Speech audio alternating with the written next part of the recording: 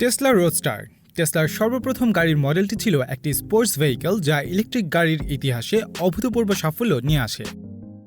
2008 সালে রিলিজ পাওয়া এই গাড়িটি মাত্র 4 সেকেন্ডেই ঘন্টায় 60 মাইল গতি তুলতে পারত এবং এক চার্জে অতিক্রম করতে পারত 231 মাইল বা প্রায় 372 কিলোমিটার। সে সময় গাড়িটির স্লিক ডিজাইন, স্পোর্টি লুক এবং পুরোপুরিভাবে ব্যাটারি চালিত ইলেকট্রিক গাড়ির এ ধরনের পারফরম্যান্স যে কোনো ব্যাটারি চালিত গাড়ির জন্য একেবারে নতুনই বলা চলে, যার কারণে ইলেকট্রিক কার এনথুজিয়াস্টদের পাশাপাশি বিশ্বের পারফরম্যান্স কার এনথুজিয়াস্টদের কাছেও টেসলা রোডস্টার বেশ জনপ্রিয়তা লাভ করে। যদিও 2012 সাল পর্যন্ত টেসলা বিশ্বব্যাপী মাত্র 2450টি রোডস্টারই বিক্রি করেছিল। মডেলটিকে ঘিরে এত হাইপের কারণে 2017 সালে টেসলা সেমি ইভেন্টে টেসলা রোডস্টার যখন জনসম্মুখে আনা হয়, তখন থেকেই রোডস্টারের সেকেন্ড জেনারেশন নিয়ে টেসলা ফ্যানদের মধ্যে নতুন করে হাইপ শুরু হয়। শুরু থেকে কোম্পানিটি 2020 সাল নাগাদ নতুন জেনারেশনের রোডস্টারটি মার্কেটে নিয়ে আসার কথা জানালেও 2022 সালের জানুয়ারিতে টেসলার আর্নিংস কলে ইলন মাস্ক 2023 সাল নাগাদ রোডস্টার মার্কেটে আনার পরিকল্পনা জানিয়েছেন।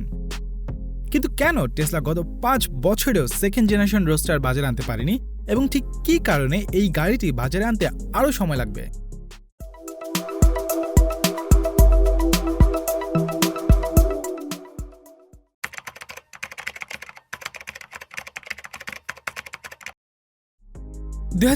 সালে প্রথমবারের মতো জনসম্মুখে আসা রোডস্টার অল্প সময়ের মধ্যেই জনপ্রিয়তা পেয়ে যাওয়ার পেছনে অন্যতম একটি কারণ হচ্ছে সে সময় ব্যাটারি চালিত অল ইলেকট্রিক স্পোর্টস ভেহিকলের আইডিয়াটি এক প্রকার রেভলিউশনারি ছিল বলা যায়।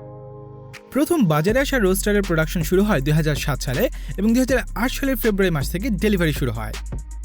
রোডস্টারের সেই মডেলটির ব্যাটারি ছিল 53 কিলোওয়াট আওয়ার এবং ফুল চার্জে গাড়িটি 231 মাইল পথ অতিক্রম করতে পারত। 248 হর্স পাওয়ারের ভেহিকলটি মাত্র 4 সেকেন্ডেই ঘন্টায় 60 মাইল গতি অ্যাচিভ করতে পারত এবং সর্বোচ্চ গতি ছিল ঘন্টায় 125 মাইল। পরবর্তীতে রোডস্টারের আরও 4টি আপগ্রেডেড মডেল বাজারে আসে। প্রথম জেনারেশনের রোডস্টারের সর্বশেষ মডেলটিতে ছিল 80 কিলোওয়াট আওয়ার ব্যাটারি যা ফুল চার্জে 400 মাইল পথ অতিক্রম করতে পারত আর 3.7 সেকেন্ডেই ঘন্টায় 60 মাইল গতি অ্যাচিভ করতে পারত। 2008 সালের মডেলটির দাম ছিল প্রায় $1 লক্ষ এবং পরবর্তী মডেলগুলো $1,10,000 থেকে $1,30,000 বিক্রি হয়েছিল।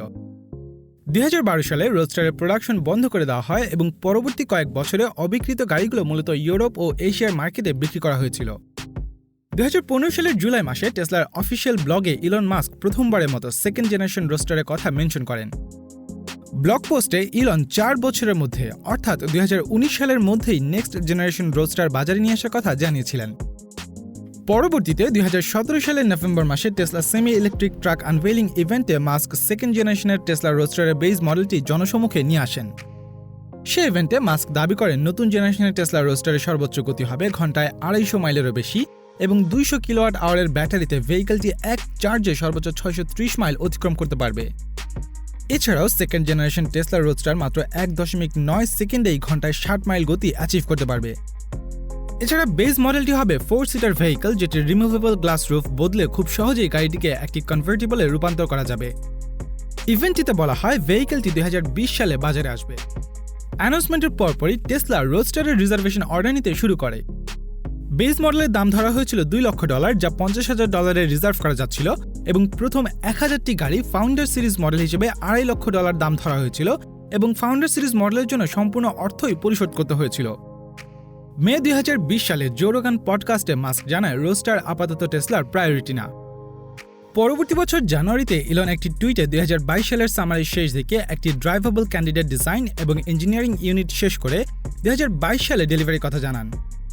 সে বছরেরটি সেপ্টেম্বরে সাপ্লাই চেইন চিপ শর্টেজ নিয়ে ইলন একটি টুইট করেন এবং 2023 সালে রোডস্টারের প্রোডাকশন শুরু হওয়ার কথা জানিয়েছিলেন।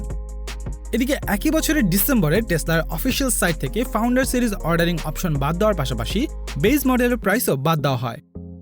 তবে $5,000 ইনিশিয়াল পেমেন্ট এবং পরবর্তী 10 দিনের মধ্যে সম্পূর্ণ $50,000 পেমেন্টের বিপরীতে রোডস্টারের রিজার্ভেশন অপশন রাখা হয়। কিন্তু ঠিক কী কারণে টেসলা রোডস্টারের ডেলিভারি বারবার পিছিয়ে দিচ্ছে?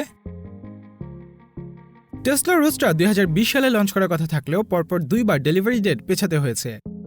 প্রথমবার 2021 সালের জানুয়ারিতে রোডস্টারের ডেলিভারি ডেট পেছানোর বিষয়ে ইলনের দাবি ছিল টেসলার কাছে সে বছর প্রায়োরিটি হচ্ছে মডেল ওয়াই এর প্রোডাকশন বাড়ানো, এর পাশাপাশি গিগা বার্লিনকে প্রোডাকশনে নিয়ে আসা এবং গিগা চায়নার প্রোডাকশন কার্যক্রম এক্সপ্যান্ড করা। এছাড়া টেসলা সাইবার ট্রাক ছিল কোম্পানিটির আরেকটি প্রায়োরিটি, যা 2021 সালের মধ্যে প্রোডাকশনে আনার জন্য কোম্পানিটি প্রায়োরিটি দিচ্ছিল। রোস্টারের জন্য কোম্পানিটির টার্গেট ছিল 2021 সালের মধ্যে ইঞ্জিনিয়ারিং শেষ করে 2022 সালে প্রোডাকশন শুরু করার। কিন্তু সাইবার ট্রাকের স্টিল এক্সোস্কেলেটন বডির জন্য সম্পূর্ণ ভিন্ন ম্যানুফ্যাকচারিং প্রসেসের কারণে কোম্পানিটি 2021 সালের দ্বিতীয় কোয়ার্টারে সাইবার ট্রাকের প্রোডাকশন 2022 সালে শুরু করার কথা জানায়। এছাড়াও 2021 সালের দ্বিতীয় কোয়ার্টারে শেয়ার হোল্ডার কনফারেন্স মিটিংয়ে ইলন মাস্ক কোম্পানির গাড়িগুলোতে এয়ারব্যাগ এবং সিট বেল্ট যোগ করার জন্য পর্যাপ্ত মডিউলার সাপ্লাই শর্টেজ নিয়ে জানিয়েছিলেন। এমনকি ফ্রিমন্ট, ক্যালিফোর্নিয়া এবং সাংহাইতে ম্যাটেরিয়ালের অভাবে সীমিত আকারের প্রোডাকশনের কথা জানানো হয়। যেহেতু সাইবার ট্রাকের প্রোডাকশনই কোম্পানিটির জন্য মূল প্রায়োরিটি, তাই টেসলার রোস্টারের প্রোডাকশনও পেছাতে হয়। পরবর্তীতে সেপ্টেম্বর মাসে ইলন মাস্ক আরেকটি টুইটে 2021 সালের সাপ্লাই চেইন শর্টেজ যদি 2022 সালেও না থাকে তাহলে 2023 সালে রোস্টারের ডেলিভারি সম্ভব বলে জানান। এমনকি নির্দিষ্ট টাইমলাইনের মধ্যে ডেলিভারি করার জন্য টেসলা কিছু গাড়ির দাম বাড়িয়েছে এবং কিছু পার্টস বাদ দিয়েছে। সাপ্লাই চেইন চিপ শর্টেজের সমস্যাটি টেসলা একা ফেস করছে এমন নয়। টয়োটা এবং ফোর্ডের মতো কোম্পানিগুলো চিপের ঘাটতি থাকার কারণে প্রোডাকশন পরিমাণ কমিয়ে দিচ্ছে। ডাইমলার এবং বিএমডব্লিউ চিপ শর্টেজের কারণে কিছু অ্যাসেম্বলি লাইনই বন্ধ করে দিয়েছে। রয়টার্সের একটি আর্টিকেল সূত্রে এই চিপ শর্টেজের পেছনে কারণ হচ্ছে 2020 সালে গ্লোবাল প্যান্ডেমিকের শুরুতে কনজিউমারদের মধ্যে ল্যাপটপ, গেমিং কনসোল এবং অন্যান্য ইলেকট্রনিক প্রোডাক্ট কিনে স্টক করে রাখা এবং বেশি বেশি গাড়ি কেনার কারণে চিপ সাপ্লাইতে চাপ বেড়ে যাওয়া, যার ফলে 2021 সালে টেসলা থেকে শুরু করে Toyota, Ford, general motors, Volkswagen সহ সব অটোমেকারই তাদের প্রোডাকশন কমিয়ে এনেছে এবং অনেক ক্ষেত্রে প্রোডাকশন লাইনও বন্ধ করে দিতে বাধ্য হয়েছে। এছাড়া রয়টার্সের আর্টিকেল সূত্রে চায়নার টেক কোম্পানির উপর ইউএস সহ পশ্চিমা দেশগুলোর স্যাংশনও চিপ শর্টেজের একটি উল্লেখযোগ্য কারণ। এর পাশাপাশি 2021 সালের মার্চ মাসে Japanese semiconductor manufacturer Renaissance electronics কর্পোরেশনের একটি প্ল্যান্টে আগুন লেগে ক্ষতিগ্রস্ত হয়। রয়টার্সের সূত্রে রেনেসাস গ্লোবালি গাড়িতে ব্যবহৃত মাইক্রোকন্ট্রোলার ইউনিটের 30% সাপ্লাই করে, যার কারণে globally already existing auto chip supply chain শর্টেজে আরও বড় ইম্প্যাক্ট পড়েছে। মূলত এসব কারণেই টেসলা রোস্টারের প্রোডাকশন বারবার পিছিয়েছে। এমনকি 2023 সালেও রোস্টারের ডেলিভারি সম্ভব হবে কিনা তা নিয়ে রয়েছে শঙ্কা। যদিও ডেলিভারি টাইমলাইন মিট না করতে পারা টেসলার জন্য নতুন কিছু না। টেসলার প্রায় সবগুলো ভেহিকেলে অ্যানাউন্সমেন্টের পর অ্যাকচুয়াল ডেলিভারি টাইমলাইন কখনোই মিট করতে পারেনি। বহুল প্রতীক্ষিত রোস্টারের পাশাপাশি সাইবার ট্রাক আর সেমি ট্রাকও প্রোডাকশন টাইমলাইন বেশ কয়েকবার মিস করেছে। অথচ যারা $50,000 দিয়ে রোস্টার প্রি অর্ডার করেছিলেন তারা যদি সেই অর্থ টেসলা স্টকে ইনভেস্ট করতেন তাহলে অন্ততপক্ষে 10 গুণ বেশি সম্পদশালী হতে পারতেন। 2017 সালের নভেম্বরে টেসলা স্টকের দাম যেখানে $63 আশেপাশে ছিল, সেই স্টকের দাম জুন 2022 সালে প্রায় $700।